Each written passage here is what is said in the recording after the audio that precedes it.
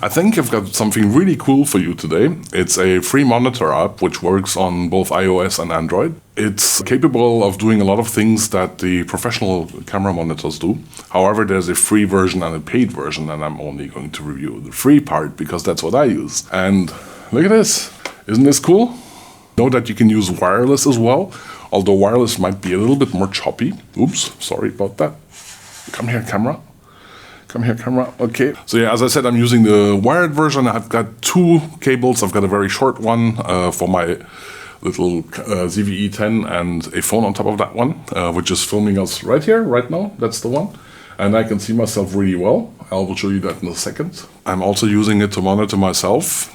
Here I'm using a teleprompter, which is actually not prompting anything. Not that you couldn't tell by me waffling. I can see myself, and it's much more friendly to do a video like this. At least in my opinion, I can see my ugly face all the time and see what I'm doing. Am I in the center of the frame or not? And it still looks like I'm looking into the camera, and so I'm looking at you. So it's perfect.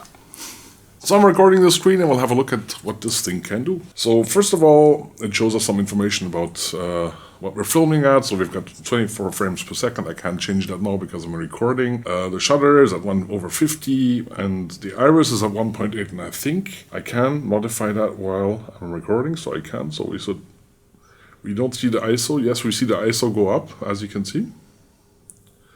And you can see more of my background here as I go back to 1.8. So ISO, I have it on auto, so I can't touch it. White balance, I could change it now. I'm not going to change it, I stay on auto. We can change the focus. Unfortunately, we don't have touch to focus. That would be really cool, but still, it's pretty cool. And we have the different focus modes, however, as you can see. And we have a battery indicator. Now, funnily enough, my tablet is charging the camera, so my tablet's battery is going down at record speed.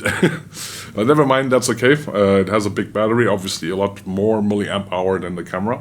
So one thing that's awesome with this app is that you probably already have a high-end phone which has high nits and probably higher than most field monitors out there. So not only is it always in your pocket, but you have a high-quality display. Now, there is a caveat there. The app uses the streaming capability of the cameras, so you're not getting the full 4K resolution or whatever you're filming at. You're getting something that's condensed a bit. But honestly, it looks quite good, like both on my tablet here, which is the 10-inch 1440p, and it also looks good on my phone. There are some conflicting reviews on the App Store or on Google Play. Actually, for me, I'm using Android, so it's Google Play.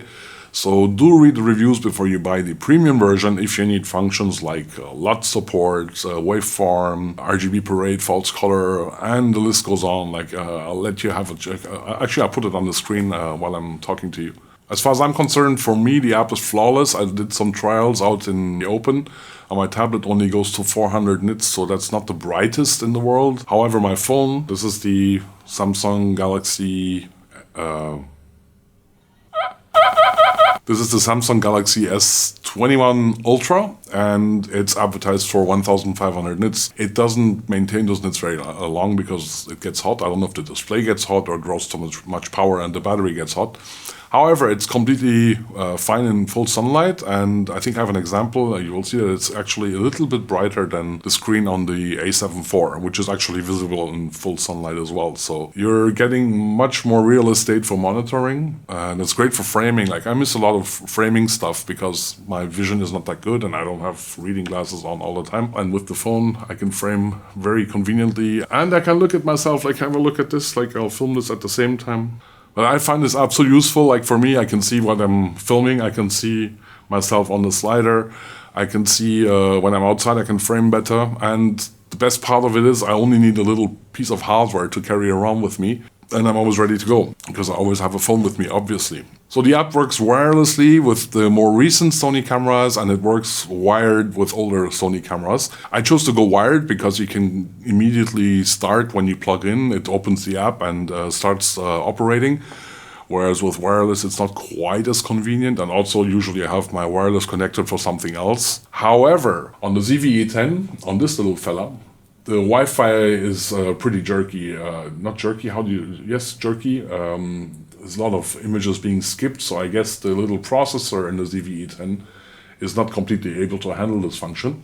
It works a lot better on Wi-Fi on the A7 IV, but then again, I use a wire. You saw that with my tablet and my long cable. I have a long cable to go around the tripod here, which is carrying the teleprompter. And then I have a really short cable, which is just for using on top of the camera when I'm using a phone. So yeah, short little video. I hope you found that useful. This Monitor app, Monitor Plus app, has been a lifesaver for me. It's so super convenient. I can't even believe it. And it costs nothing for what I do with it. Read the reviews on the App Store before you buy it, because there might be some issues with some cameras, so that you're not in for a surprise. It's not a cheap little app for $2 or $3. So, but that's it for me. Thanks for watching. I hope you enjoyed it. Please give this video a like if you're still here. Are you still here? Really? You're still here? That's amazing. Like when I look at the stats, normally there's like nobody here anymore, or maybe you just forgot to turn off your PC and the video's playing automatically.